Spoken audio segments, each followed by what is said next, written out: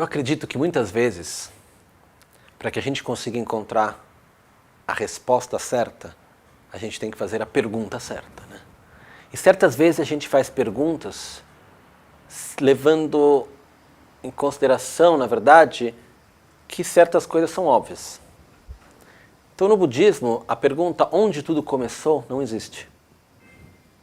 Porque é feita uma outra pergunta antes, que descarta essa possibilidade, que é, existiu um começo ou não? E quando a gente se coloca a pergunta, existiu um começo ou não, nos dá a possibilidade de abrir a mente para isso. E a resposta é, não teve um começo. Por quê? Porque se na existência do universo, na existência da vida, existisse um começo, a gente teria que encontrar algo que foi uma causa, mas que por si não foi um resultado. Isso não é possível.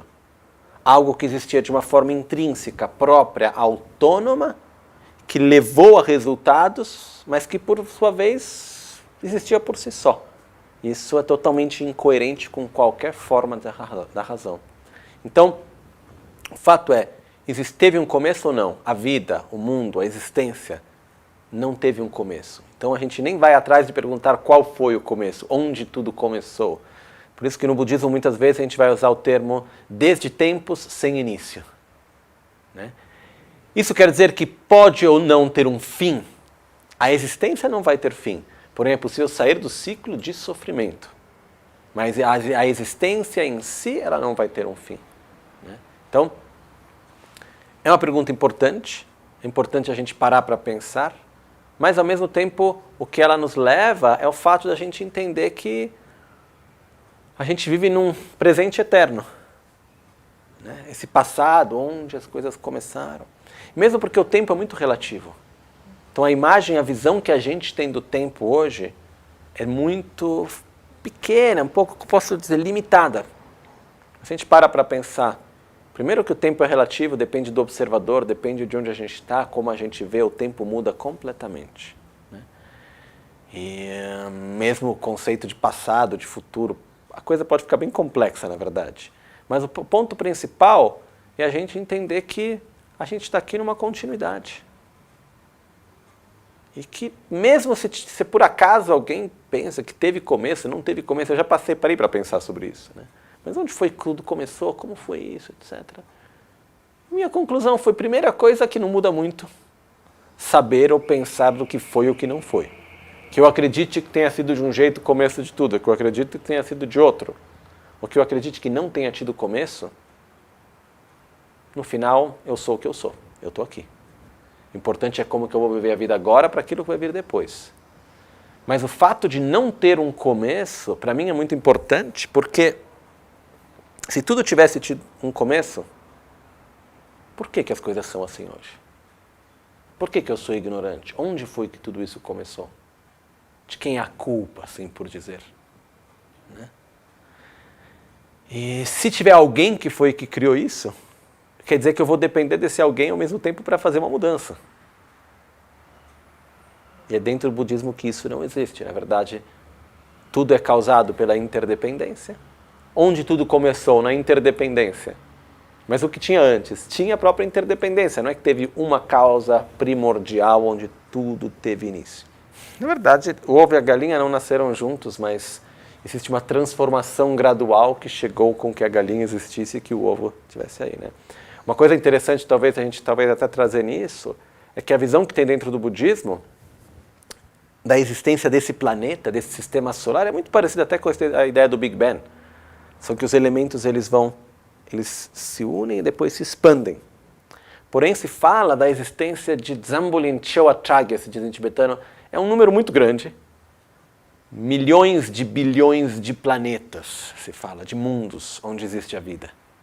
Se a gente para pensar no número de galáxias que hoje em dia a gente sabe que existem, é uma coisa absurda. E se diz que existem sistemas solares que estão se criando, sistemas solares que estão se destruindo ao mesmo tempo. Então, quando a gente fala sobre essa existência, quer dizer, esse sistema solar onde a gente está, ele teve um início e vai ter um fim. Mas isso não é o início ou o fim da existência da vida. A gente pode reencarnar em outros sistemas, em outros lugares. E, na verdade, o que acontece é que como tudo que começa, termina. Esse planeta teve um começo, mas cedo ou mais tarde vai ter um fim. Mas enquanto isso, existem várias outras realidades, né? E com isso não estamos falando se o budismo acredita nos extraterrestres. Na verdade, é extremamente arrogante a gente pensar que só tem vida nesse planeta, né? Ou a gente imaginar que a vida é apenas diante daquilo que nós conseguimos ver como vida. Então, eu pessoalmente não paro para pensar muito sobre isso. Ah, não, como serão os extraterrestres? O que eu vou dizer para eles se um dia eu encontrar? Eu acredito em extraterrestre? Eu acredito que tem vida fora desse planeta? Sim. Eu acho que tem os extraterrestres assim? Eu não fico pensando nisso. Não é que eu acredito, ah, não, são desse jeito, vão vir, vai acontecer isso. Se um dia, por acaso, aparecer um ser na minha frente que não é desse planeta, olá, bom dia, como vai? Tudo bem, isso faz, eu acho que faz total coerência diante disso. Né? Mas, junto com isso, vem outra realidade também. O espaço é relativo. Então, tem uma coisa que, para mim, me fez refletir muito. Por exemplo, a gente olha para a nossa própria unha. Né? E se a gente começa a expandir para fora, qual o limite? Infinito. Okay? Mas se eu vou para dentro da unha, eu começo a dividir. Tem uma palavra que não existe, mas eu gosto dela, que é expandir. Eu vou para dentro, eu vou dividindo para dentro, expandindo para dentro. Né? Vou para dentro, para dentro, para dentro, para dentro. Qual que é o limite? Infinito. É como se eu pego na matemática. Se eu vou multiplicar, posso multiplicar para o infinito. E se eu vou dividir, posso dividir para o infinito, que é o infinito para fora e o infinitésimo para dentro.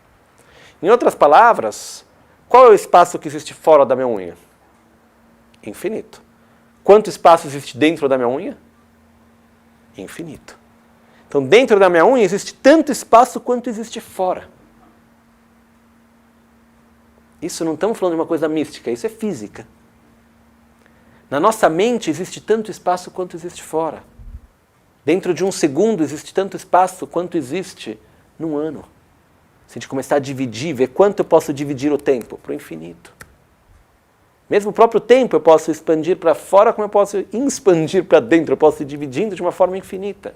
Então o tempo e o espaço são relativos e nós vivemos eles de uma forma relativa.